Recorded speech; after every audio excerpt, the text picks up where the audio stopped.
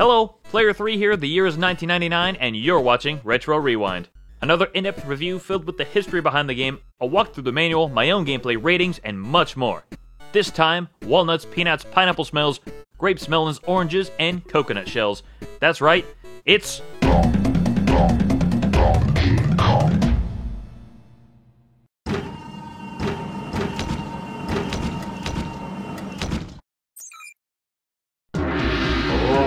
Banana. 1982 saw the formation of Electronic Arts, Lucasfilm Games, and brothers Tim and Chris Stamper's first major endeavor, Ashby Computer Graphics, known publicly as Ultimate Play the Game. With their first commercial success being Jetpack in 1983, Ultimate Play the Game was focused on the British home computer market, most notably the ZX Spectrum, and after keeping an eye on the emerging Japanese video game market, Tim and Chris formed a sister company, Rare Games of the Future, or RARE for short. Wanting to branch out into this growing market of home consoles, prominently Nintendo with this second company, which the Stamper brothers soon came to realize was crucial to their success, as by 1986, following their release of Gunfright, they discovered they couldn't take the ZX Spectrum any further. After getting their hands on a Famicom, they hacked into it, wrote their own software and gave it to Nintendo as proof of concept. Nintendo was impressed, giving Rare an official license to produce content for them, at the time, the NES. Acting as freelance as opposed to falling under Nintendo of America's standards, Rare was given an unlimited budget and ran with it, releasing 44 games from 1987 to 1991, all but 2 being for the NES. As Rare continued to look to the future of gaming, they invested their profits in SGI workstations, which could produce 3D models and graphics. Tim Stamper saw an opportunity to make a game with fully rendered graphics. And what better game to make than a Donkey Kong game? My goal at Rare was to bring products that you wouldn't see for 6 to 8 years and make it available as soon as possible. By 1993, the last original Donkey Kong release was nearly a decade ago. Nintendo was pleased with Rare's work to this point, and with how underused Donkey Kong was by the early 1990s, they figured it was worth a try and gave Rare the go-ahead. Thus, Donkey Kong Country came to be. It sold extremely well, and many rated it very well, leading to Rare developing a number of sequels and spin-offs in a similar 3D style and feel. With their influx of successful releases, Rare increased their staff and expanded their workload. Nintendo introduction of their 64-bit console, the Nintendo 64, rendered the ACM graphics technology used for Donkey Kong Country obsolete, as 3D graphics in gaming was constantly evolving. This realization came after the Donkey Kong Country team started work on a game codenamed Project Dream, and during its development witnessed the release of Super Mario 64, and knew that their next-level 3D rendering was already outdated. The game transformed into Banjo-Kazooie, having created a new 3D engine to match the new 3D technology showcased in Super Mario 64. By 1997, a new Donkey Kong game began development, a linear game similar to the Donkey Kong Country series. Following the release of Banjo-Kazooie, many of its team members joined this new Donkey Kong game. Switching the game over to the Banjo-Kazooie game engine, Donkey Kong 64 was taking shape. Following the success of Banjo-Kazooie, similar mechanics were added to DK64, such as the item collection. Tim Stamper told DK64 creative director George Andreas, "Make sure there's lots to collect." And every time he would present collectible additions to Tim, his response was, "No, more things." Thus leading to the ludicrous record 3,821 collectibles in the game. Another notable mention during development was when Miyamoto stopped by Rare to check on the game's progress. Andreas showcased everything in the game so far, then arrived at the point of pulling out DK's gun and shooting beavers. It wasn't a textured gun that you might expect, but a realistic shotgun with bullets flying out, and with horrifying sound effects. You get so used to things being in development, even if it is a placeholder, and I completely forgot that it was in there. I'm shooting beavers, turn to my side, and see this look of horror on Miyamoto's face. Miyamoto began to draw on a piece of paper. It had leaves on it, and he handed it to me. I looked at it and said, "Oh yeah, that's cool, we'll put that in." And the coconut gun was put in after that. Besides that, the development team didn't hear much of anything from Nintendo directly in terms of what they wanted, didn't want, liked, or disliked about the game. The Stampers and the other higher-ups at Rare were the team's buffer between them and Nintendo. And just like the team didn't know Nintendo's opinions during their development process, we don't know much at all about the development process itself, beyond what I've previously mentioned. The reason, beyond not keeping records like we might today, I'm not sure, but the Nintendo 64 was apparently a nightmare to code and develop games for. So with that being said, let's see how it turned out, and see what's in the game, starting with the manual.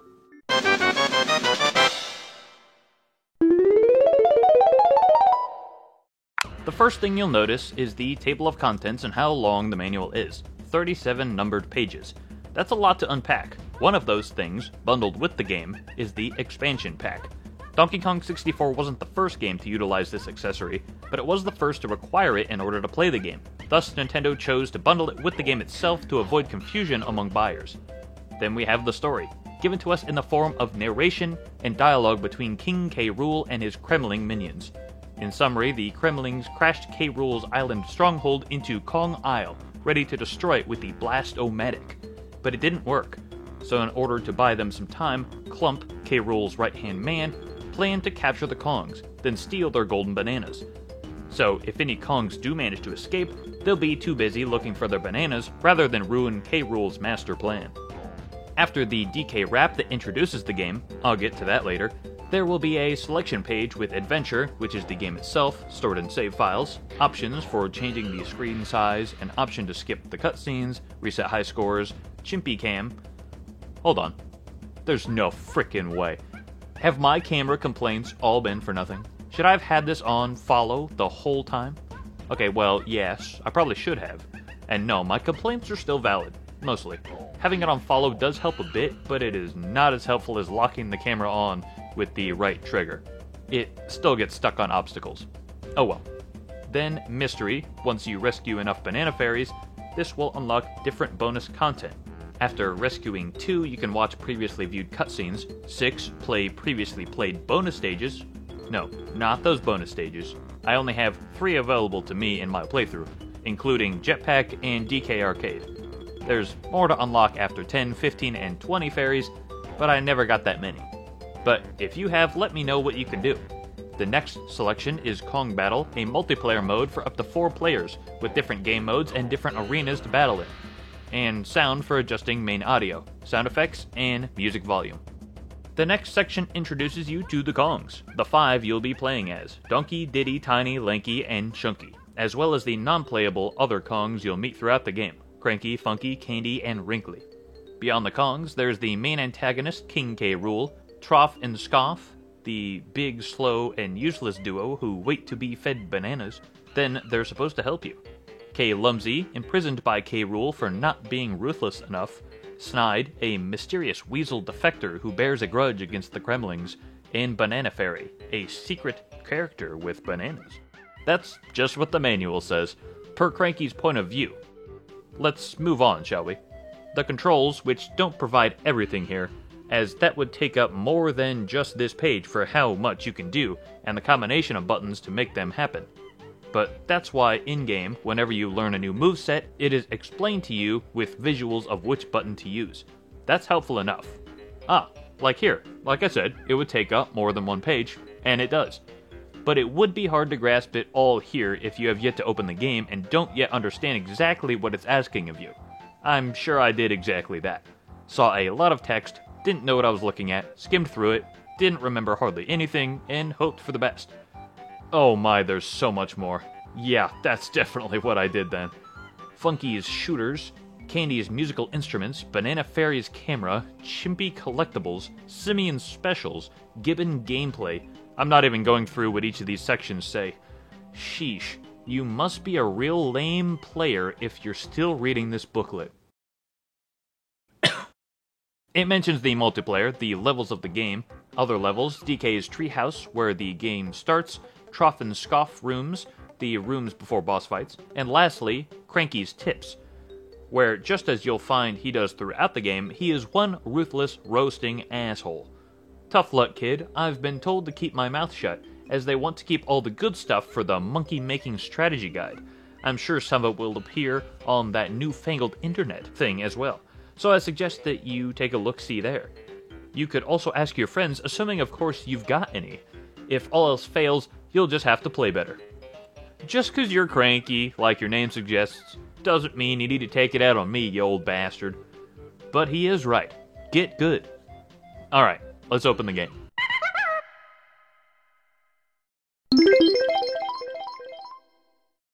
opening up to what's gotta be one of the best game intros. I mean, seriously, how can you top the DK rap? It's so iconic. Though not everyone thought of it that way at the time. Some still don't like it. But they're wrong. It's great. And sure, Sonic Adventure has Knuckles' song, but here we get introduced to our cast, and not only is it catchy, but it's like an extension of the manual. Donkey Kong is the first member of the DK crew that you play as, and his gun is the coconut gun, which fires in spurts. I found myself in my playthrough reciting some of the lyrics to remember which Kong's guns shot what, thus knowing who I needed to switch to for that related button. Just like a childhood musical mnemonic device, just like the alphabet song, Conjunction Junction, or Yakko's World. Then the opening cinematic, the same as it was described in the manual, but visually seeing it, starting with animals enjoying life around Kong Isle. Then here comes K. Rool's ominous island stronghold, flying in at high speed, absolutely careening into the rocks around Kong Isle. Each island looks like their inhabitants, so we get a stare-down of sorts. Then K. Rool and his Kremling's master plan. Cut to DK working out in his treehouse, more or less home base, and training ground where you first must visit Cranky so he can get you started learning the basics of the mechanics in the game.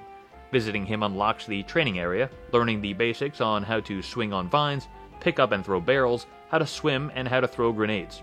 Oranges. Somehow already getting stuck, that's a great sign. Then back to Cranky to learn more controls to greater effect, or for the first time if you didn't read them in the manual. Encountering my first minor gripe, the speed at which the dialogue text rolls by is fairly slow, and when you try to speed it up, it's possible to zoom through it so fast that you miss it all. No worries, I got the gist here. And encountering my first minor praise for the game, the humorous scientific names for Cranky's potion-derived abilities. Let me real quick list a few of my favorites while we're at it. The first one here, Butus Basium. In their faux Latin, they describe what they are meant to do or the result of performing them, and that's what I like about them. A few more of my favorites that appear later. If you can gather why they have these names, if you know, you know. If you don't, you'll find out. Diddy's Hirtus Cranium, Chimpy Charge, Chunky's Kremlinus Crush'em, Hunky Chunky, and Where's'em Gonium, Gorilla Gone. I mean, they're all great though. Okay, not wanting to get too hung up on this training stage, we go to level 1, Jungle Japes. Its humid tunnels and lush open areas are home to the shuffling, naughty beavers, with whom even a second-rate player like you should have no problem. Thanks, Cranky. The imprisoned Diddy Kong should be your first objective. Diddy is the first of the playable Kongs that we need to rescue to further the story. Here, as well as each level, you'll find Funky in his hut. His firepower is necessary to unlock certain doors. Candy has some big watermelons. It's health. I'm talking about the health bars. They're watermelons, and she upgrades them.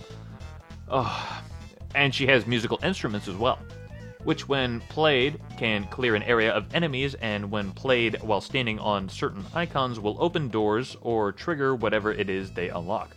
And thirdly, Snide, who after collecting blueprints from knocking out enemies whose hair matches the Kong you're using, delivering them to Snide will uncover some of the map he has, as well as give you a free gold banana delivered specially from his Rube Goldberg machine. A lot of what these three have to offer is necessary to further the story, but some is optional, though you might wish you collected all that was possible for an easier endgame experience. I certainly did anyway. Continuing on in Jungle Japes, knowing I need 75 bananas for 1 banana medal, and I need 15 of them, so I better get looking for as many bananas as I can. Okay, where could they be hiding then? Are they in the flowers? In the butterflies? Up the tree, perhaps. Yes, they are up the tree. They are out in the open to see. Good. Ah, vines, this is where my training comes in handy. Oh god, I suck. Okay, bananas acquired. Dude, these beavers are already annoying me.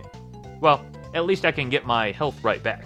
In fact, every little mob I encounter drops a slice of watermelon, 1 health, once knocked out. So they hit me, take 1 health away, I hit them back, and get my health back. An eye for an eye, I suppose. Through to the main area of Jungle Japes, and there's Diddy. And just as Cranky said in the manual, saving him should be my first objective. To do so, I need to figure out how to open his cell. Can we take a moment and appreciate this awesome music first? Second only to the DK rap, this main Jungle Japes song has got to be the most iconic song of the game. It's a really good song, too. The soundtrack's composer, Grant Kirkhope, who is also the composer for Banjo-Kazooie and Tooie, wanted DK64's soundtrack to be distinctly different from those games, saying, "I always felt like DK64 was slightly darker than Kazooie and Tooie, at least the way I tried to do it, and I tried to steer away from any kind of banjo tritone thing for DK. That's the way I thought about it. I feel like I pulled it out of my own head. I did a lot of listening to Danny Elfman and stuff while doing Banjo-Kazooie, so I got a lot of that inspiration into Banjo, but when it came to DK, I just felt there was nothing I listened to particularly that I would say would be a good thing to pin the DK soundtrack on. I was just trying to make it not banjo-y." So, starting to find our way around Jungle Japes, firstly, our good buddy Squawks, who first appeared in DK Country as a helper to the Kongs with his lantern, he returns in DK64 as a helper once again in the form of an informer. And, like he always does, when there's something new to know, he stops by to tell us what's up. This time being that there are 25 bananas in this area, but only 5 are collectible without the help of the other Kongs. Bwark. And then comes back to tell me that I'll need to visit Cranky again before I can use this button with DK's face on it, and promptly shows me exactly where Cranky is. Bwark. Looking back, I see the path he shows me, but for whatever reason, I didn't take that path. I just took the easy route back to the treehouse, where I knew he was, to visit him and completely forgot this area in Jungle Japes existed. Which includes Rambi the Rhino. It took me to the very end of my playthrough to find out that path was there. In fact, I didn't find it at all. As I was streaming my whole playthrough on YouTube, then on Twitch, I was told it existed from my friend and most frequent chatter, AsshoEXE. I also learned from him and a few other chatters some trivia and helpful hints I had previously missed or things I was stuck on in my playthrough. I'll probably bring more of that up later. So, with that being said, if any of you wish to join me during my playthroughs for longer games like this, I'll be streaming them on Twitch. Follow me on Instagram for an update on when I will start streaming the next game. Link in the description. Moving on. So, I got Diddy, after a while of getting used to the controls and the area as a whole, searching every nook and cranny for every collectible I could find. What unlocked Diddy's cell ultimately was shooting 3 coconut icon buttons over 3 different doors nearby. That's 1. 3 more to rescue. But that's it for Jungle Japes. And with at least 60 bananas collected, it was on to fight Armadillo, the first boss, which took me 2 tries. The first to get the feel for Armadillo's moveset, then the second to execute. Now, beating a boss doesn't take you right into the next level. You could go a bit out of order. I did later in the game, as this is pretty open world. Each area is reachable once you have enough bananas to do so, but next from here is Angry Aztec. But before we go there, from here on out I consider this spoiler territory. So if you wish to play the game for yourself first and avoid spoilers, I recommend clicking on the timestamp in the description, which will take you to this point in the video after all the rest of the gameplay.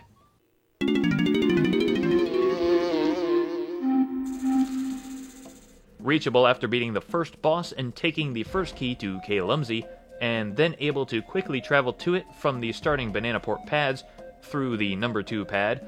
Now, I know technically there are ways to reach these areas without beating the bosses or collecting the bananas necessary, but I wasn't speedrunning this and going through walls.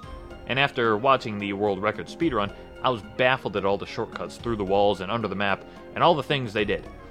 I, on the other hand, took it quite slow and got stuck a lot. It is what it is. So upon entering the Angry Aztec lobby, I talked to Wrinkly a bit. I hadn't played any other DK game besides the first original 3 to this point, so I didn't know who she was. I just called her Grandma for most of the game, which I mean, is right while DK is talking to her. This is her first appearance as a ghost. So at some point between DK Country 3, DK Land 3, and Donkey Kong 64, she died. RIP. I learned a lot of DK lore through chatters on Twitch, mainly Asho, thank you. So after paying the banana toll to pass B Locker, there's another cinematic, as it will be every time, of K. Rool being disappointed at the ineptitude of his minions and underestimating the Kongs. The main things in Angry Aztec that I remember are almost always failing these vine swings and getting hurt in the quicksand, saving this llama and rescuing Tiny and Lanky. As Cranky told us, an ancient civilization built many mysterious temples here. which now make more than suitable prisons for the Fool, Lanky, and Tiny Kong. Seek out the help of Candy Kong for the first time, and don't forget me, of course. So that's what I did.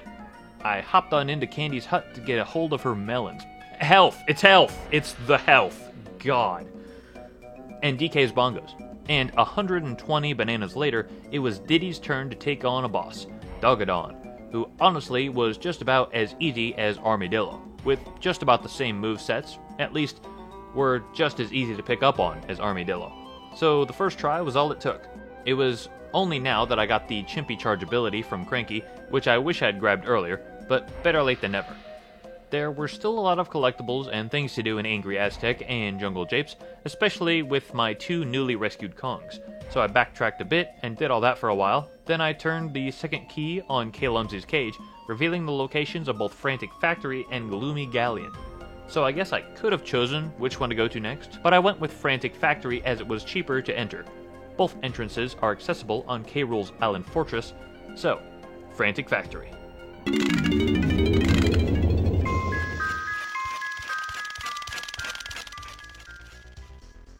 K. Rool's Pride and Joy, a grimy, noisy, and extremely hazardous toy-making facility. No one wants these toys for a gift though, as they are designed to attack anything in sight. The grim surroundings are not to Chunky's liking. He'd much prefer a warm bed of banana leaves to the precariously positioned rusty metal cage the Kremlings have prepared for him. Rescue the useless lumbering ape, then come and see your old pal Cranky, won't you? Yes, Cranky, I will. So, Chunky is the 5th and last, but certainly not least Kong to rescue, and he's here in the factory. The cinematic showing Diddy showing up some Kremlings with his jetpack skills. If only I could fly as fluidly as Diddy did on his jetpack. I hate that thing. First things first, put one foot in front of the other, and one step is all we need for it to cut to showing us the best Kong. That's right, I said it, Chunky Kong. Everyone who's played DK64 has their favorite and least favorite Kongs, I'm sure. I'd love to hear what yours are in the comments. Mine, from favorite to least, is Chunky, Tiny, Lanky, Donkey, Diddy. As for levels, you'll probably have a favorite and least favorite in mind there too. It's hard to say for me. I'd have to think about it more. But Frantic Factory, I'd put it middle of the road. And here we start to see a number of different enemies, including the Crowbots, wind-up mechanical Kremlings, and a D6? Okay. Here we also get the meat of the game. It felt that way to me anyway. A lot was going on. This level felt huge and like a labyrinth. Having rescued all the Kongs at this point helped. And here we find the Donkey Kong arcade machine, the bane of my existence, my nightmare. The one thing I put off to the end because I didn't think it was necessary, but boy was I wrong, and ended up spending about 10% of my entire playthrough stuck on this bastard. But it was rewarding in the end. I'll get to that again later. The second of which necessary parts was another retro inclusion. It feels weird calling DK64 a retro game, but also Jetpack and the original Donkey Kong retro.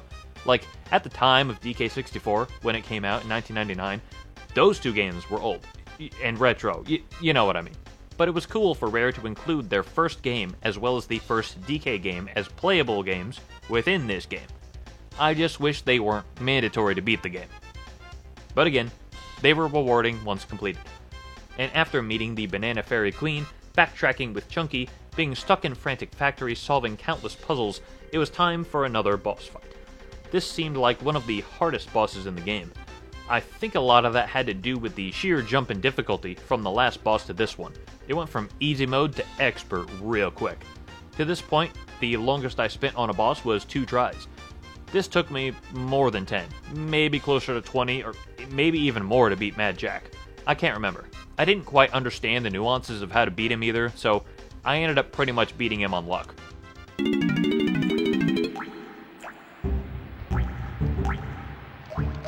Now we take a swim down to Gloomy Galleon, K. Rool realizing he's underestimated the Kongs. Of course, again. But that doesn't really change too much. Though his Blastomatic is nearing completion, or well, it would be if, according to the chief technician, his men weren't lazy. Sure, bud. So, Gloomy Galleon, prepare to get your flea-ridden fur wet as you dive down into the murky depths of reptilian lagoons.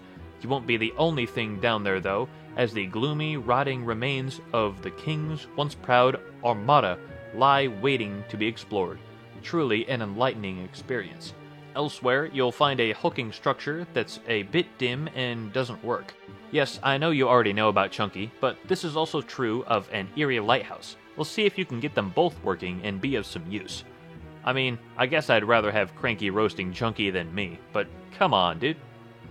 You know, it sure is a good thing these Kongs can breathe underwater, or things could have gone poorly here.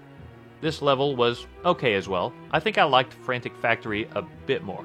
Most of Gloomy Galleon seem to be triggering timed doors to underwater caves filled with collectibles, and Lanky becomes a fish, which is pretty cool. What's even cooler though is the boss fight, maybe my favorite one in the whole game, Puff Toss, where Lanky gets a boat, which was incredibly fun to ride around. Albeit the stress of the boss fight, which was easier than Mad Jack, I had to take a moment after the fight was through just to enjoy riding the boat around for a bit. I miss it already. There were some other fast riding parts of the game, in the form of races or kart rides, from racing an open-wheel race car to running in Lanky's handstand to riding mining rails avoiding enemies and collecting coins. Some were fun, all were hard.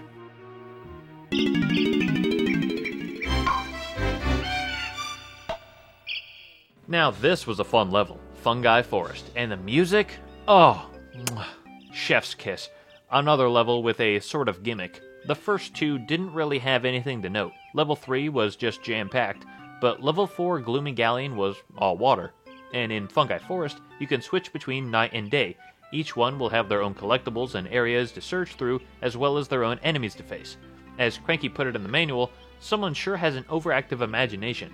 They say this forest contains a giant magical cuckoo clock, which has the ability to change day to night and back again in a matter of moments. Humph, I don't believe that for a second. They can't fool this wily old ape. Wait, there's more nonsense too? A mystical tree? Pah! A sky-high mushroom you can go inside? Nope. Abandoned mills and barns? I doubt it. I reckon it should be called Fantasy Forest, as none of this stuff actually exists. You want to bet on that, Cranky? 'Cause you'd be wrong. There's all this and more. I do love this level. From the hub area with the cuckoo clock, there are 3 doorways and a well. Go in the well and you'll be treated to another mining rail ride. The doorway is colored green, purple, and blue, though the color doesn't mean that's the Kong you need to use there. In fact, it almost seemed like this level was for Chunky. The trek up the giant mushroom tower was lined with Chunky's green bananas. The well cart ride was with Chunky. And I feel like fighting off these killer tomatoes had to be done with Chunky too, though I never figured it out or looked up how to. It just pissed me off when I tried everything and nothing worked. So I left them be. A fun thing to note, you would think after 25 years of the game being out, everything would have been discovered by now. Maybe it has, but just recently, and by recently I mean 8 years ago, in 2017, God, I feel old now, a hidden rainbow coin was found in the tall grass in Fungi Forest. What else could be hiding in this game after all these years? Continuing with all of the chunky natured stuff in this level, he's also the Kong who fights the boss here. But this time, for the first time, but not the last time, it's a rematch. Dogadon returns. He was a bit harder than last time, but not terribly hard. He had some new moves, longer attacking sequences, but the real kicker was Chunky using his ability to punch Dogadon into the lava, which is timed. And if you didn't get everything off you needed to the first time, the rising lava would reach the platform and that was game over. Try again. So I did, and got him.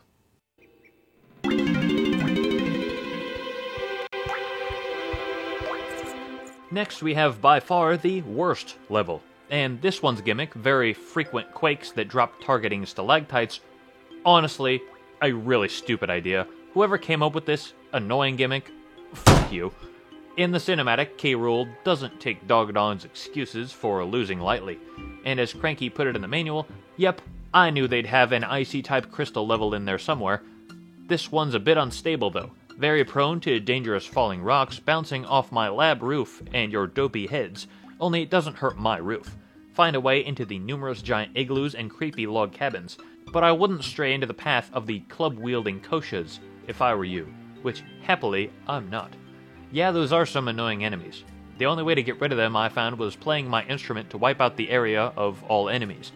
And also, yes, as Cranky mentioned, the log cabins, a strange path through the level, multiple rooms with specific tasks for each Kong to get collectibles. Things were getting increasingly difficult at this point, including the bonus stages that I've yet to mention. Upon jumping in these sparkling gold banana barrels, you are treated to a bonus stage, which upon completion you'll get a gold banana. At first they were easy, all different, and fun. Then later in the game, around this point, there were repeats, and they were so much harder. Some I beat by luck, some after 20 tries, or just gave up. So yeah, bonus stage. I did get stuck trying to get through Crystal Caves, which didn't help my opinion on it, nor did the harder bonus stages, and certainly not the AoE. A couple of those can excuse my negative impression on it, but it was still my least favorite level. It wasn't until I realized I could use Tunky to break some of the ice barriers that I found my way to the boss. Before I go to the boss, though, I know I've been giving Tunky a lot of love these past 2 levels. That's not to say there was nothing for the other Kongs. Every level needed every Kong in some capacity. It's just that not all of their parts stuck out as much. But here in Crystal Caves, Lanky got some love. Or hate, maybe, because his minigames sucked. There was a really frustrating match game where I kept getting roasted for losing by a frozen Killer Tomato, who was crankier than cranky, and this terrible beetle race. Okay, now the boss. Just like Fungi Forest, was a repeat, but unlike Dogadon's minor upgrade, Armadillo got a major one, it seemed. Upgraded carapace, upgraded weapons, a Kong-seeking missile. He was tough, but not terribly hard.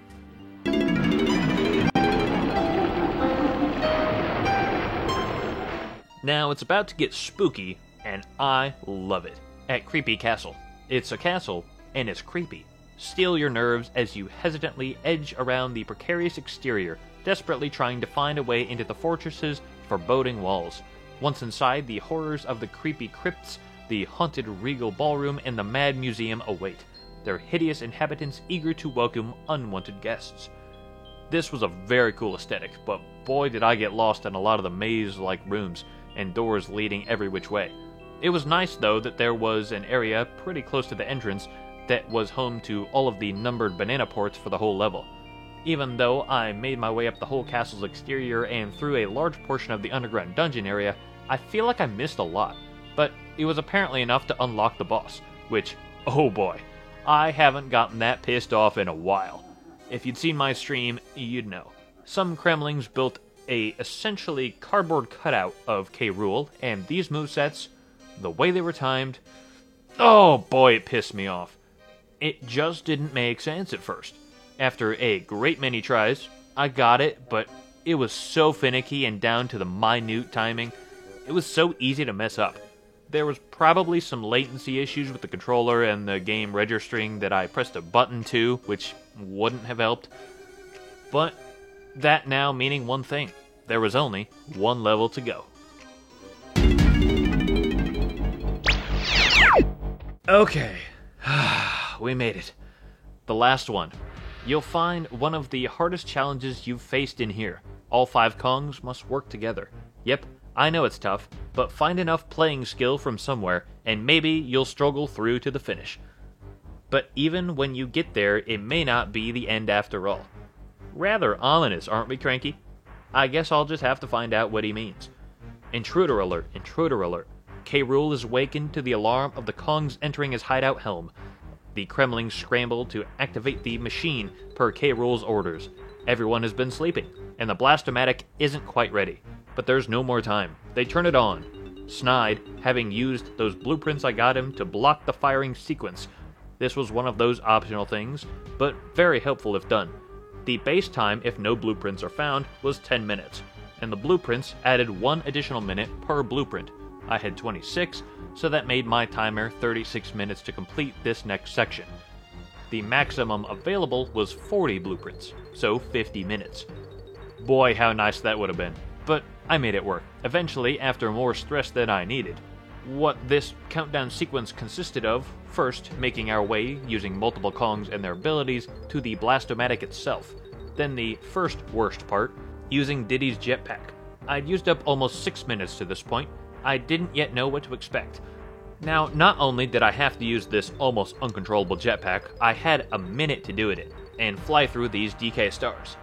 That took way longer than I wanted it to. Another 4 minutes off the clock.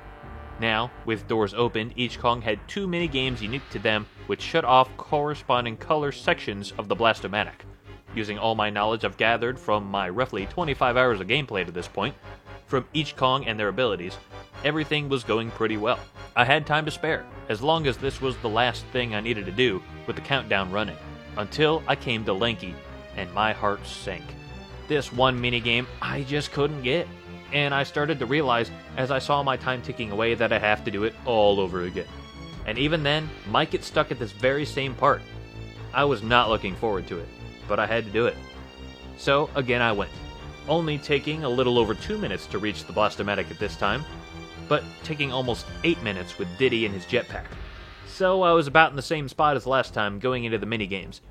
I wanted to do Lanky's first, but there was a certain order and I'd just have to get good when the time came. There were 14 minutes left going into Lanky's turn, and I absolutely crushed it. Having gotten all the Kong's abilities to this point, all the health melons possible, all the instrument and weapon upgrades available, the sniper zoom is what I needed for Lanky to snipe these stupid helicopter hornets out of the sky. And that was it. After Diddy's turn, I had 9 minutes left to spare when I was done, and the Blast-O-Matic was now shut down. I was feeling good, but that wouldn't last long as there was a door in the next room with the Battle Arena crowns on it and a number 4. I needed to complete 4 more battle arenas. I guess I'd only done 1 to this point, so I backtracked, did that. Thank God everything else saved. Now we're good to go. The last thing has to be fighting K. Rool, so apparently he ran off and hid. But I'll find him. Wait, what's this? Why is there a door with the rare coin and a Nintendo 64 coin? Please, God, no. I beat Jetpack to get the rare coin. No, I need to beat the original Donkey Kong. I thought this was bad, but I didn't know it was going to be this bad. It took me nearly 2 hours of just grinding that arcade game. That was agony. Now can I fight K. Rool? Oh, it's just a key. The last key for K. Lumsy. He's free now. Wow, he's big. Wait, what is that? Hey, K. Rool's trying to get away. Thanks, K. Lumsy. Time to fight in his escape pod. I'm sorry, what is happening?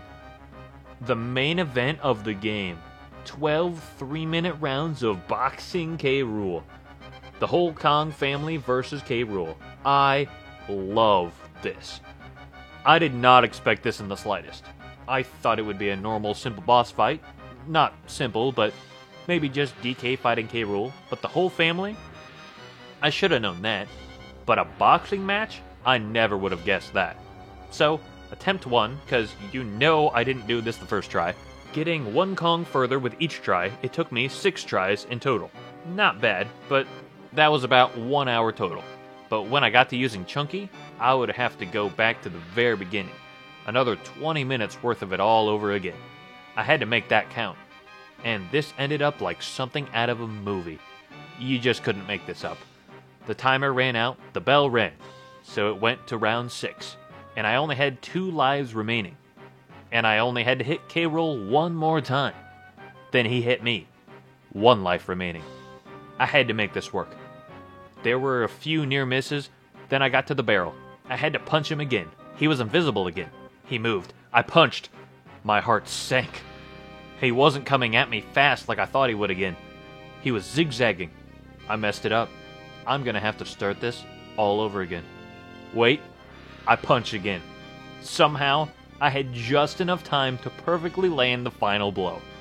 I did it. I knocked out K. Rool for the win. Hey, Kremlings, stop that. Oh, great, he got back up. Wait, what?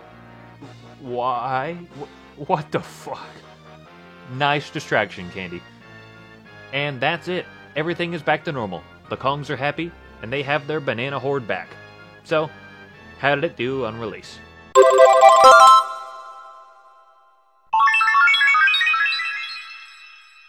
Donkey Kong 64 was released during the 1999 holiday season to universal acclaim, to date having sold over 5 million copies.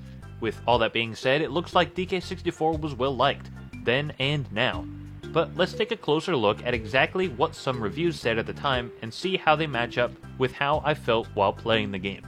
starting from the lowest rated review I could find, in issue number 127 of Electronic Gaming Monthly from February 2000, which they rated as 24 out of 40, which is a weird number to rate out of, but I see what they've done here. To make it all make a bit more sense, I'm going to put it out of 100. So that would make it 67.5 out of 100. Or, the way I do out of 10, 6.7 out of 10. Which isn't a bad rating at all. For being the lowest, oh yeah. And their breakdown of why is, graphically, DK64 isn't a huge step up from games like Rayman 2 or Banjo-Kazooie. It's not that DK64 is uninspired, its minigames will be a lot of fun for the first time you play them, but you play them over and over again. Control does not seem quite as tight as it should be in a 3D platform game of this type. Rare's got a fine game in DK64, better than most. Revolutionary? No. Fun? Yes. Apparently written by 4 different reviewers, Chris, who said, "It's basically get something, switch characters, repeat, that's the game." Crispin, "Rare has created a monster, beautiful, vast, and often a raging pain in the ass." John, "It certainly doesn't suck." And Sean, "Donkey Kong 64 is truly the adventurer's dream come true." Quite different views between those 4, from what seems like hating it to loving it, ultimately winding up with that aforementioned 27 out of 40, 67.5 out of 100, or 6.75 out of 10. I'd say my playthrough feeling is most reflective of Crispin's point of view. Fun, but a pain in the ass.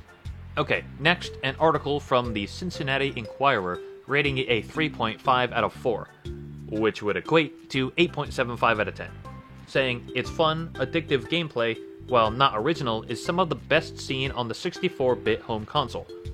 So far, both reviews have mentioned DK64 being unoriginal, with its seek and find collectible aspect to it as a major component. Let's look at one more. N64 Magazine, issue number 36 from December 1999, giving DK64 a 93%. Simply put, incredibly, Rare have bettered Banjo. Weeks of play wrapped up in one impressive package. Their only con were camera troubles, and when it's over, you'll be left wanting more. They also showed that they rated Banjo-Kazooie at 92%. So according to N64 Magazine, DK64 is 1% better than Banjo-Kazooie. Now, I haven't played Banjo-Kazooie yet, but as for what they've said about Donkey Kong, I agree, it's impressive, but that camera was definitely a major con. And 93% is a bit higher for what I thought. All in all, I'm giving Donkey Kong 64 a 7.5 out of 10. I liked it. The story, the characters, the visuals, music, all good. There were definitely some parts I struggled with and that got on my nerves. Just some small mechanical or graphical issues that brought me to give it a 7.5. Again, overall, I liked it. Enough so that 7.5 places it as my 10th favorite game I've played so far for this series, in line with but just above Link's Awakening DX and Battletoads. Normally, because my overall enjoyment was higher than those games, but this time, gut feeling, since my overall enjoyment was the same as my overall rating for those games and DK64. And 7.5 puts DK64 as my highest rated game so far this year, the top rated game for the same console, the N64, and a change in category here, showcasing other games that I rated the level enjoyment as being the same. So I liked these games as much as I liked DK64. So maybe, if you liked DK64 too, you'd enjoy these other games. Those being Echo the Dolphin, Link's Awakening DX, Battletoads, It Came from the Desert, and Earthworm Jim. If you have any trivia or anything about DK64 that I didn't touch on, I'd love to hear about it in the comments. There was just so much in this game to cover, and so much that I didn't get around to mentioning. If you have any game recommendations, leave them in the comments below as well. I hope you've enjoyed this video, and I hope you'll enjoy what I have in store. That's all for now. See you next time.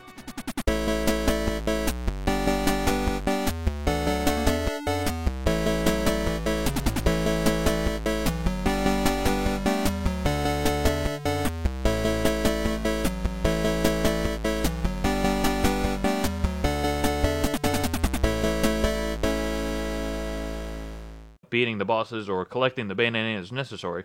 Oh, what the hell?